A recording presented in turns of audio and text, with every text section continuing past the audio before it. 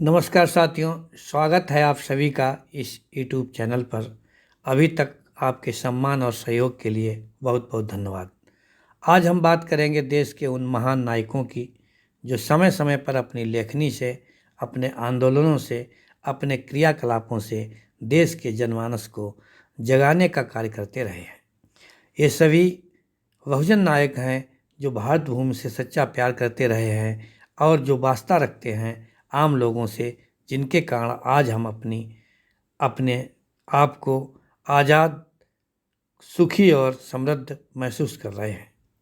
हालांकि आज फिर देश को ऐसे महापुरुषों की बहुत आवश्यकता है। तो सबसे पहले हम बात कर रहे हैं महान संत, क्रांतिकारी विचारक कबीर दास जी की। कबीर दास जी का जन्म 1398 को हुआ था और इनका जीवन काल 1518 तक रहा। बनारस के एक जुलाहे दंपत्ति के घर जन्मे कबीर ने हिंदू मुस्लिम दोनों धर्मों की रूढ़ियों और पाखंडों की तीखी आलोचना की। उन्होंने ईश्वर, जाति, मजहब, मंदिर में ना होकर के मानवता में है, ये स्पष्ट संदेश दिया था। कबीर को सामाजिक बराबरी, जाति विरोध और मानव एकता के लिए याद किया जाता है। आप समता, समानता, करुणा और आत्म चिंतन के लिए बहुत ही महत्वपूर्ण संदेश छोड़ के गए हैं और आप एक ऐसे संदेश वाहक थे जिसका संदेश हमारे लिए, संपूर्ण मानवता के लिए आज भी बहुत महत्वपूर्ण है। कबीरदास जी कहा करते थे, कबीरा खड़ा बाजार में लिए लुकुटिया हाथ, जो घर फूंके आपनो चले हमारे साथ। तो यहाँ पर कबीर का संदेश था कि आखिर जब आप अपने को एक मानव समझते हैं, फिर आपको अपने ये बाहरी आडंबर हैं जो आपके अंदर अन्य बातें हैं जो हमें ऊंच नीच की ओर ले जाती हैं, इस अहंकार रूपी घर को फूंकना पड़ेगा। अर्थात हमारे साथ वही चल सकता है जो इन सबको त्यागेगा। अब हम दूसरे नंबर पर बात करते हैं बहुजन नायक ज्योतिबा फुले की। फुले का जन्म 1827 को महाराष्ट्र में हुआ था। माली ओबीसी जाति के फुले को आधुनिक भारत के सबसे पहले सामाजिक क्रांतिकारी, शिक्षक और विचारक माना जाता है। उस समय समाज में व्याप्त ब्राह्मणवाद, जातिवाद, स्त्री शोषण और छुआछूत के विरुद्ध आवाज़ उठाने वाले ये पहले भारतीय थे। हालांकि अन्य लोग रहे होंगे, लेकिन जो हमारा ज्ञात इतिहास है वो बताता है कि इन सब के खिलाफ महात्मा ज्योतिबा फुले जी ने ये आवाज़ पहली बार उठाई थी। फुले ने देश में पहली कन्या पाठशाला 1848 को महाराष्ट्र में प्रारंभ की थी और सत्यशोधक समाज की स्थापना आपने की थी। 1873 में जो आपका सत्यशोधक समाज था, उसका उद्देश्य था कि हमारा जनमानस सत्य को समझे और उसको धारण करे। अपनी प्रसिद्ध पुस्तक गुलामगिरी, जिसमें शूद्रों, अति शूद्रों पर होने वाले अत्याचारों का आपने बहुत ही दृढ़ता के साथ वर्णन किया है। फुले ने जीवन भर ब्राह्मणवाद और मनुस्मृति का विरोध किया। फुले जी का प्रसिद्ध वाक्य था, अगर आप दूसरों को शिक्षा नहीं दे सकते तो उन्हें अंधेरे में रखने का अधिकार आखिर आपको नहीं है। अब हम बात करते हैं तीसरे नंबर की। तीसरे नंबर पर आते हैं संत रविदास जी। सन 1450 को जन्मे रविदास जी कवि, संत और सामाजिक समता के प्रवक्ता थे। आप चरमकार अर्थात दलित समाज में आते थे और दलित समाज में चमरकार को ही चमार जाति से जोड़ के देखा जाता है। रविदास ने जातिवाद, छुआछूत और धार्मिक पाखंड का पुरजोर विरोध किया। आपकी रचनाएं गुरु ग्रंथ साहब में भी शामिल हैं। कबीरदास जी कहते थे, जन्म के कारण होत न को नीच।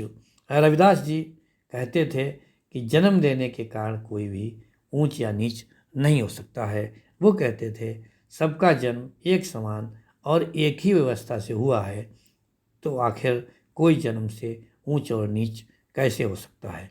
इस प्रकार से इस तीसरे बहुजन नायक रविदास जी ने जीवन भर समता, समानता और करुणा का संदेश दिया।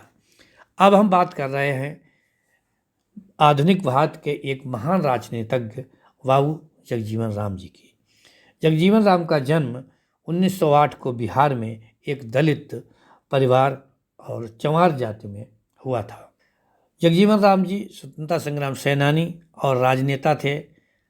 आपने जीवन भर जातिवाद, छुआछूत, सामाजिक भेदभाव के विरुद्ध संघर्ष किया। आप भारत के रक्षा मंत्री, कृषि मंत्री और उप प्रधानमंत्री तक का सफ़र तय कर चुके थे, लेकिन एक खास घटना ने आपको भारत का प्रधानमंत्री नहीं बनने दिया। किसी दिन फिर हम चर्चा करेंगे अगले वीडियो में, आखिर क्या कारण था कि बाबू जगजीवन राम एक दलित इस देश का प्रधानमंत्री क्यों नहीं बन पाया। हालांकि लगातार 50 सालों तक संसद सदस्य रहने का रिकॉर्ड आपके नाम है। आप कहते थे, मैं उस समाज से आता हूँ जिसे सदियों से दबाया गया, लेकिन आज मैं इस मंच पर हूँ क्योंकि मैंने डर को नहीं, अवसर को चुना। अर्थात बाबू जगजीवन राम का जीवन, उनका संघर्ष हमें बताता है कि हमारा जन्म कहीं भी हुआ हो, किसी भी हाल में हम जन्मे हों, यदि हम संघर्ष का रास्ता अपनाते हैं तो हमें शीर्ष तक पहुंचने में कोई नहीं रोक सकता है। अब हम बात कर रहे हैं देवूजी झींगराजी जानोकर अर्थात संत गाडगे बाबा की, जिनका जन्म 1876 को महाराष्ट्र में हुआ था। समाज में अछूत समझे जाने वाली धोबी जाति से आप ताल्लुक़ रखते थे। गाडगे महान संत, समाज सुधारक, स्वच्छता के महानायक और जनसेवा के प्रतीक थे। आप जहाँ भी जाते थे वहाँ पहले सफाई करते थे, फिर लोगों को समझाते थे कि जातिवाद, पाखंड, अशिक्षा, नशाखोरी हमें गर्त में ले जा रहे हैं। जब तक हम देश का भला चाहेंगे तो हमें इन चीज़ों को छोड़ना पड़ेगा। यदि उनका संदेश था, यदि आप देश का कल्याण चाहते हैं तो सबसे पहले स्वयं का कल्याण कीजिए, आपका कल्याण हो जाएगा, फिर आप राष्ट्रभक्त बन जाएंगे। अर्थात आपका अपना सुधार आपके देश को सुधार के मार्ग पर ले जाता है। वो कहते थे, अर्थात उनका एक अमर संदेश है कि पुराने कपड़े पहनो, फूटे बर्तनों में भोजन करो, टूटे मकान में रहो, किंतु अपने बच्चों को शिक्षा अवश्य दो। कहा जाता है गाडवे का जीवन एक महान संदेश था। किसी दिन फिर गाडगे बाबा पर एक पूरा वीडियो लेकर आऊँगा, आज सिर्फ थोड़ा सा परिचय। आगे हम बात करते हैं 6वें नंबर पर, अर्थात इस वीडियो में जिस हीरा को हमने 6ठे नंबर पर रखा है वो हैं भारत के प्रथम स्वतंत्रता संग्राम 1857 की बहादुर नायिका झलकारी बाई की। झलकारी बाई का जन्म उत्तर प्रदेश के झांसी में 1830 को कोरी जाति में हुआ था। अर्थात ये भी एससी थीं और कोरी समाज को हमारे यहाँ वर्ण व्यवस्था में एक शूद्र माना जाता है और नीचा समझा जाता है। झलकारी को बचपन से ही घुड़सवारी, तलवारबाजी और निशानेबाजी का जबरदस्त शौक था। वो रानी लक्ष्मी बाई की सेना में महिला विंग की प्रमुख थीं। अर्थात झलकारी बाई रानी लक्ष्मी बाई की एक सैनिक थी। 1857 में जब अंग्रेज़ों ने झांसी के किले को चारों तरफ से घेर लिया था, तब झलकारी बाई ने रानी लक्ष्मी बाई का रूप धारण कर अंग्रेज़ों से लोहा लिया और रानी को सुरक्षित स्थान पर भेज दिया। वो दलित समुदाय की पहली क्रांतिकारी महिला थीं और सबसे बड़ी बात थी कि इन्होंने रानी का वेश बना करके अर्थात उन अंग्रेज़ों से मुकाबला किया जिनसे मुकाबला रानी लक्ष्मीबाई को करना था। लेकिन देश के इतिहास में ये पहला उदाहरण है जब एक बहुजन नायिका ने अपने प्राणों की आहुति सिर्फ इसलिए दे दी क्योंकि उसके मालिक पर, उसकी रानी पर खतरा था। अब हम बात करते हैं देश की पहली महिला छात्रा, देश की पहली महिला शिक्षिका और देश की पहली उस महान महिला की जिसने शिक्षा की ज्योति जलाई, अर्थात सावित्रीबाई फुले की। सावित्रीबाई फुले का जन्म 1831 को महाराष्ट्र में हुआ था। आप भारत की पहली महिला शिक्षिका थीं, कवित्री थीं और आप सामाजिक कार्यकर्ता क्रांतिकारी भी थीं।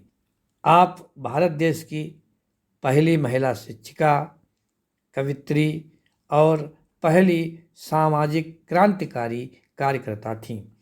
आपकी क्रांति किसी सीमा पर न होकर, किसी राजा के विरुद्ध न होकर के, किसी भी दूसरे देश के विरुद्ध न होकर के हमारे अंदर छिपी हुई उस अशिक्षा से थी जिसका दंश हम सदियों से झेल रहे थे। आप अपने देश में बालिका शिक्षा के लिए पहला स्कूल खोलने वाली थीं और जो हमारा इतिहास है वो बताता है, स्कूल जाते समय अर्थात जब आप बच्चियों को पढ़ाने जाती थीं तो लोग आपके ऊपर कीचड़, गोबर और गंदगी फेंक दिया करते थे, लेकिन आप इस किसी भी बाधा की परवाह नहीं करती थीं और आप अपनी उसी गंदी साड़ी में अपने स्कूल तक पहुंचकर वहां रखी हुई दूसरी साड़ी पहन लेती थीं और पूरे दिन पूर्ण मनोयोग से बच्चों को अर्थात लड़कियों को शिक्षित करने का काम करती थीं। आपने शिक्षा के अलावा पूरे जीवन बाल विवाह, सती प्रथा और विधवा उत्पीड़न के विरुद्ध आंदोलन चलाया। आपका संपूर्ण जीवन एक शिक्षा है, एक मसाल है और आप नायिका हैं भारत की उन करोड़ महिलाओं की जिन्होंने झाड़ू छोड़ करके कलम उठाया, अर्थात जो पढ़ लिख कर क्रांतिकारी बनी। अब हम बात करते हैं महान आदिवासी नेता और स्वतंत्रता संग्राम सेनानी जिन्हें लोग भगवान भी कहते थे। हाँ दोस्तों, आपने ठीक सोचा, हम बात कर रहे हैं बिरसा मुंडा की। बिरसा मुंडा समाज के लिए एक प्रेरणा स्रोत बन चुके थे। मुंडा का जन्म 15 नवंबर 1875 को हुआ था। आपने जीवन भर स्वतंत्रता, समानता और धार्मिक स्वतंत्रता के लिए बहुत काम किया। आपने अति आधुनिक शस्त्रों से सजी अंग्रेज सेना के छक्के अपने तीर और कमान, भाला और गुलेल से छुड़ा दिए थे। हालांकि लड़ाई जब भी होती है तब बराबरी की होती है, लेकिन आप एक अनोखे वीर थे कि आपके पास लड़ने का कोई साधन नहीं था। वही परंपरागत आदिवासियों के हथियार अर्थात तीर कमान और गुलेल थी। आपने उस गुलेल से आधुनिक समाज की जो उपलब्धियां मानी जाती हैं, जिनका सूर्य कभी अस्त नहीं होता था, उस अंग्रेजी सेना को आपने मिट्टी में मिलाया था। आप एक कुशल सैनिक थे और आप हमेशा इसके साथ साथ आपने अपने समाज में व्याप्त पाखंडवाद, धार्मिक उन्माद और धार्मिक कट्टरता के विरुद्ध भी संघर्ष किया। अपने इन्हीं महान गुणों के कारण लोग इनको बिरसा मुंडा भगवान कहते थे और आज इतिहास गवाह है कि इन्हीं सब गुणों के कारण आपकी एक प्रतिमा भारत के संसद भवन में स्थित है।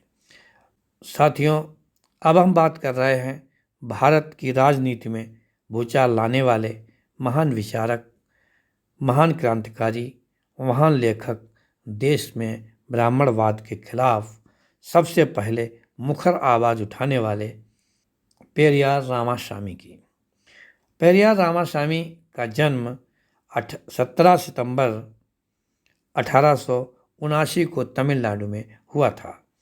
आपने दक्षिण भारत में जातिवाद, पाखंड, ब्राह्मणवाद के खिलाफ जो आंदोलन शुरू किया था, उसकी गूंज भारत के हर कोने तक पहुंची। आपने एक व्यक्ति के रूप में नहीं बल्कि एक आंदोलन के रूप में अपना सारा जीवन जिया।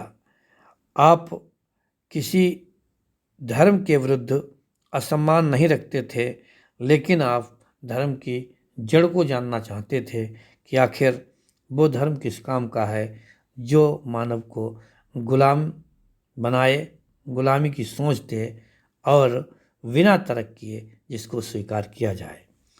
आप के समक्ष दुनिया का कोई भी धर्म ऐसा नहीं था जो आपके तर्कों का जवाब दे सके। अर्थात आपने भारत को एक धर्म के उस जाल से निकाला जो सदियों से भारत पर काबिज था। इसके साथ साथ आप एक प्रमुख राजनेता भी थे। आपने अपने प्रदेश की राजनीति में बहुत ही महत्वपूर्ण स्थान ग्रहण किया। कहा तो ये जाता है कि पेरियार स्वामी ने जो वृक्ष लगाया था, जो बीज बोया था, उसी की छत्र छाया में आज भी दक्षिण भारत की राजनीति प्रभावित है। और आप हमेशा याद किए जाएंगे अपने उन क्रांतिकारी विचारों के लिए जो आपसे पहले उठाने का कोई भी साहस नहीं कर सका। अर्थात ब्राह्मणवाद के खिलाफ इतने मुखर होकर के भारत के इतिहास में कोई व्यक्ति सामने नहीं आया था, वो भी जब आपके पीछे कोई बैकग्राउंड नहीं थी, अर्थात आपके परिवार का कोई भी राजनीति से वास्ता नहीं रहा। फिर आप घर से निकल करके एक महान विचारक, लेखक होने के साथ साथ आप एक महान राजनेता भी बने। दोस्तों, अब अंत में हम बात कर रहे हैं, अर्थात जो इस वीडियो में 10वें पायदान पर हैं उनकी हम बात करेंगे कि एक दलित समाज से ताल्लुक़ रखने वाले महान दलित लेखक ओम प्रकाश वाल्मीकि की। आपकी जाति आपके नाम से ही उजागर करती है कि आखिर ओम प्रकाश जी वाल्मीकि समाज से थे और वाल्मीकि को वर्ण व्यवस्था में एक अछूत, एक नीच जाति माना जाता है। आपका जन्म 1950 को हुआ था। आपने अपनी लेखनी से दलित समाज की उन गहरी संवेदनाओं को जिक्र किया जहां अन्य कोई कवि ना सोच सका है, ना लिख सका है। ओम प्रकाश जी ने दलित का दुश्मन कौन है ये बात अपने लेखन कार्य में प्रमुखता से छापी है। आपकी एक रचना कितनी काली रातें हैं जो पढ़कर साहित्यकारों ने आपको भारत का शेक्सपियर कहा है। ओम प्रकाश वाल्मीकि जी की पुस्तक जूठन जनमानस को हिलाकर रख देती है। आपने दलित साहित्य को आम जन तक पहुंचाने का काम किया है और आपकी भूमिका जो साहित्य के क्षेत्र में है उसको कभी भुलाया नहीं जा सकता। खास बात ये थी कि ओम प्रकाश वाल्मीकि जी का जो समय था वहाँ पर कोई भी दलित लेखक या तो लिख नहीं पा रहा था या फिर अपने लेखन को सामने लाने का साहस नहीं कर पा रहा था। आपकी हर रचना कालजयी है। हालांकि आपके बारे में जिन थोड़े बहुत लेखकों ने लिखा है उन्होंने कहा है कि सबसे पहले आपको राय दी जाती थी कि आप अपने नाम से अपनी जाति का टाइटल हटाएं, अर्थात यदि आप ओम प्रकाश वाल्मीकि बन के लिखेंगे तो आपके साहित्य को कोई महत्व नहीं दिया जाएगा। लेकिन ओम प्रकाश जी अपने जिद के पक्के थे। वो कहा करते थे कि जिस बीमारी की मैं दवा खोजने निकला हूँ, यदि मैं ही उस बीमारी से ग्रस्त निकला, अर्थात यदि मैं खुद बीमार हूँ तो मैं दूसरे का इलाज कैसे कर सकूँगा। उन्होंने किसी की बात को नहीं माना और अपने नाम के साथ अपना सरनेम अर्थात अपनी जाति वाल्मीकि को कभी अलग नहीं किया। दोस्तों, आज हम देखते हैं जब इस समाज के तमाम ऐसे लेखक हैं जो तमाम पुरस्कारों से नवाजे जाते हैं, यहाँ तक साहित्य का सर्वोच्च पुरस्कार तक उन लोगों को मिल जाता है जिन्होंने समाज के लिए कोई कुछ खास नहीं किया है। लेकिन हम तो बात कर रहे थे ओम प्रकाश वाल्मीकि की, जिन्होंने हिंदी साहित्य में तहलका मचा दिया और उन्होंने कभी कहा था कि हम जीवन भर जूठन खाते रहे, तब किसी को कोई आपत्ति नहीं हुई। जब मैंने उसी जूठन को लेकर के अपनी लेखनी उठाई तो लोगों को आपत्ति होती रही। इस प्रकार से दोस्तों, इस वीडियो में मैंने जिक्र की इस देश के उन 10 महान बहुजन नायकों की जो अपने अपने क्षेत्र में शीर्ष पर थे। फिर इसका दूसरा भाग लेकर के अतिशीघ्र हम आपके समक्ष आएंगे। अभी तक आपने चैनल को जो सपोर्ट किया है, जो सहयोग दिया है, जो प्यार दिया है, जो सम्मान दिया है, उसके लिए बहुत बहुत धन्यवाद। कल फिर मिलते हैं किसी नई जानकारी के साथ, किसी नई घटना के साथ, किसी नए विचार के साथ, किसी नए बहुजन नायक के साथ। तब तक के लिए बहुत बहुत धन्यवाद, बहुत बहुत आपका आभार। जय हिंद, जय भारत।